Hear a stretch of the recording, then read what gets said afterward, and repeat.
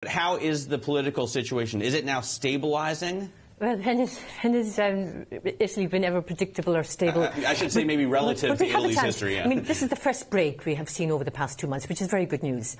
Secondly, if this really does happen, we could get a bit of confidence in the Eurozone. It's still pretty fragile, and also the big player in all of this is Emmanuel Macron, the President of France, waiting for Italy to get the government, waiting for Chancellor Angela Merkel to come up with how she sees his bold reforms. So maybe things might come together, but Italy is not yet out of the woods. But, Luke, how do you see the debt situation, the Govy situation in Italy? It's already, every time I look at Italian yields, I'm blown away. I mean, especially the U.S.-Italian yield spread.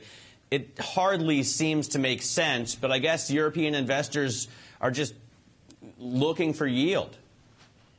Yeah, and we've got the ECB backing this. Don't forget, they've been busy buying pretty much everything around Europe for the last year and a half, 2 years, and that's going to go through to the end of this year. So, you know, if we could get some stability out of Italian politics, which is a big call in the last 50, 60 years, you might see that spread coming in a little bit more from where we are at the moment. And some of the reforms that are already in place and could come down the line with a more stable government, again, a bit like France, could loosen up the labour market in Italy a little bit. And I think that would be a really positive move forward.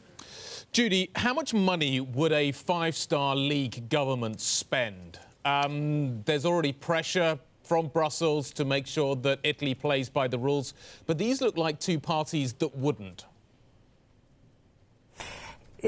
You can make so many promises during the election, but I think it's coming to crunch time when they will have to actually look at the overall situation with the ECB, the demands, and sort of marrying the popular expectations of why they voted for these kinds of parties and the real politics, the nuts and bolts of bringing Italy back into the fold, so to speak.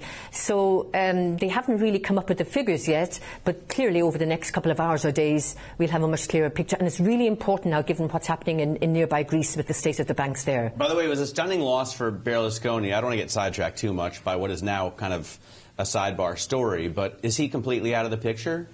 It seems that actually, certainly marginalised. You can never say that he's completely out of the picture, but he's certainly marginalised, and it does say something rather positive about Italian politics. Younger people coming up wanting their kind of stamp, and Berlusconi is sort of his old history, one thinks.